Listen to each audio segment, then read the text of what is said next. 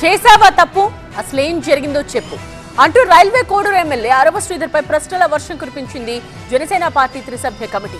మహిళపై లైంగిక ఆరోపణల కేసులో జనసేన పార్టీకి వివరణ ఇచ్చారు అరవ శ్రీధర్.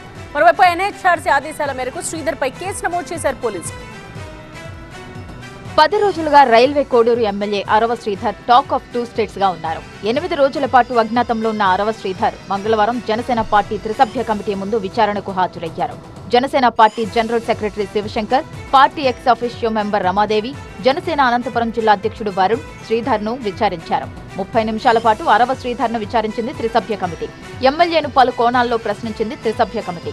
హర్షవీణ ఆరోపణలపై వివరణ కోరారు. హర్షవీణ ఎక్కడ పరిచయమైంది, మీ ఇద్దరి వ్యక్తిగత విషయంలోకి పార్టీని ఎందుకు లాగారు అని శ్రీధర్ ను ప్రశ్నించినట్టు తెలుస్తోంది. విచారణ సమయంలో తన దగ్గరున్న ఆధారాలను త్రిసభ్య కమిటీకి సమర్పించానన్నారు అరవ శ్రీధర్. ఎన్ని కేసులైనా ఎదుర్కోవడానికి నేనున్నాను, నేను ఎదుర్కొంటా.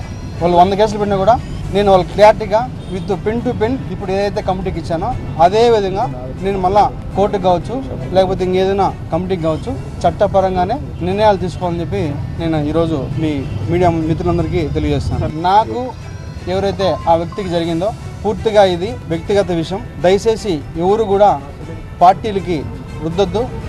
ముఖ్యంగా జనసేన పార్టీ అనే పేరు ఎత్తకుండా వ్యక్తిగత జరిగిన విషయం కాబట్టి వ్యక్తిగతంగానే నేను కమిటీకి సబ్మిట్ చేశాను. కమిటీ ఏదైతే మన పార్టీకి చెప్తుందో అదే విధంగా పార్టీ కూడా నాకు చెప్తారో ఆ చెప్పిన తర్వాతే నేను ముందుకెళ్తాను. ఎప్పుడైతే కమిటీ నుంచి పార్టీ నుంచి ఆదేశాలు వస్తాయో అప్పుడే నేను ప్రజల్లోకి వస్తాను. కమిటీ ముందు హాజరయ్యే వరకు మీడియా ముందుకు రావద్దని పార్టీ చెప్పినందుకే తాను ఇన్ని రోజులు అజ్ఞాతంలో ఉన్నానన్నారు అరవ శ్రీధర్. ఈ విచారణకు అరవ శ్రీధర్ తో పాటు 40 మంది జనసేన నేతలు, కార్యకర్తలు హాజరయ్యారు. ఈ కమిటీ శ్రీధర్ విషయంలో ఎలాంటి నిర్ణయం తీసుకుంటుందోనని జనసేన కార్యకర్తలు ఆసక్తిగా ఎదురుచూస్తున్నారు. ఇప్పటికే ఎమ్మెల్యేను పార్టీకి దూరంగా ఉండాలని ఆదేశించింది పార్టీ. మరోవైపు అరవ శ్రీధర్ వ్యవహారంలో రోజుకో వీడియో విడుదల చేశారు హర్షవీణ. అసెంబ్లీ నుంచి శ్రీధర్ వీడియో కాల్ చేసిన వీడియో సంచలనంగా మారింది. ఇంకా తన దగ్గర వందలాది ఆధారాలు ఉన్నాయన్నారు వీణ. ఈ కేసులో తనకు న్యాయం చేయాలని వీణ డిమాండ్ చేస్తున్నారు.